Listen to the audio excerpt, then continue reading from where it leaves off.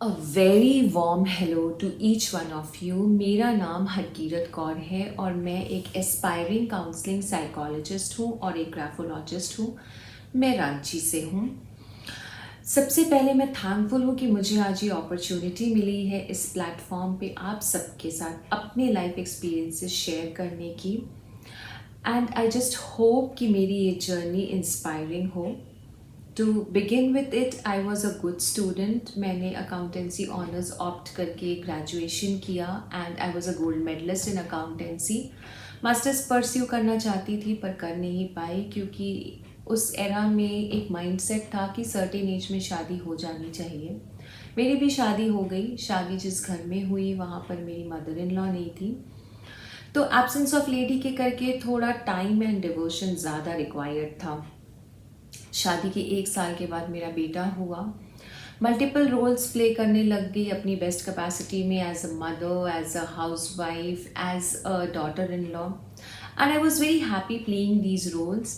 Flow के साथ आगे बढ़ रही थी, बट अंदर एक कमी महसूस होती थी। लगता था कि अपने करियर एंगल को, अपने करियर एस्पेक्ट को मैं एक्सप्लोर नहीं कर पाई।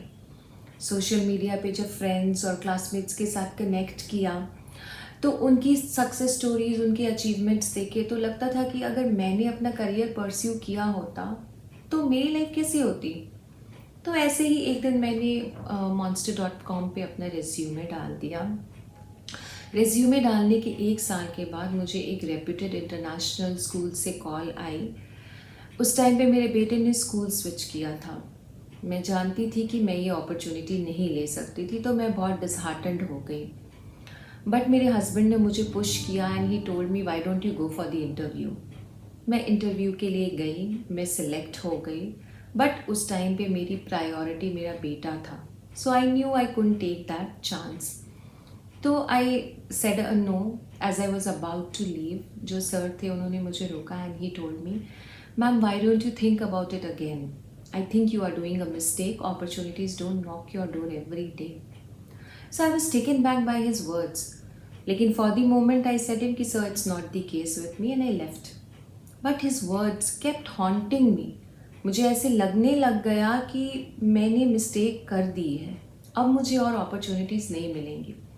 मैं बहुत अपसेट रहने लग गई। तो मेरी मम्मा ने मुझे मोटिवेट किया। She told me why don't you start with your studies again. May be this was not your time will also come. एक बार पढ़ना स्टार्ट कर दो।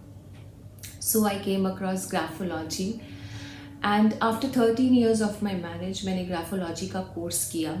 जो मेरे सर थे उन्होंने मुझ में पोटेंशियल देखा एंड मुझे भी ग्राफोलॉजी बहुत इंटरेस्टिंग लगा।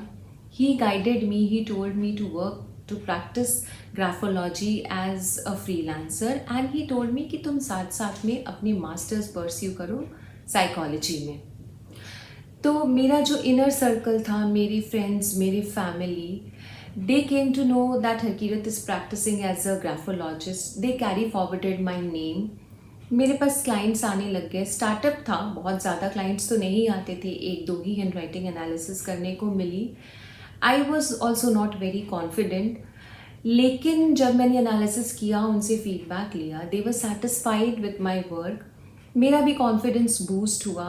साथ साथ में मैंने अपनी मास्टर्स कंप्लीट की और साइकोलॉजी में मुझे बहुत इंटरेस्ट आने लग गया। I started reading more of it and मेरे काउंसलिंग स्किल्स भी इन्हांस हुए। I started working as a counsellor to.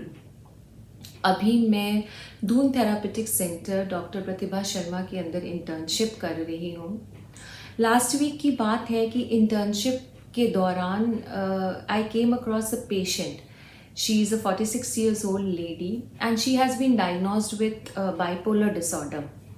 तो जब मैं उनकी केस हिस्ट्री ले रही थी and she was sharing her journey, I came to know that she was a very good student और सर्कमस्टांसिस के करके वो अपना करियर परस्यू नहीं कर पाई and she slipped into depression. जब मैंने उनकी ये बातें सुनी, I could relate myself with her and then I realized how blessed I was to take a leap for my career. मैंने अपने ड्रीम्स को परस्यू करना नहीं छोड़ा।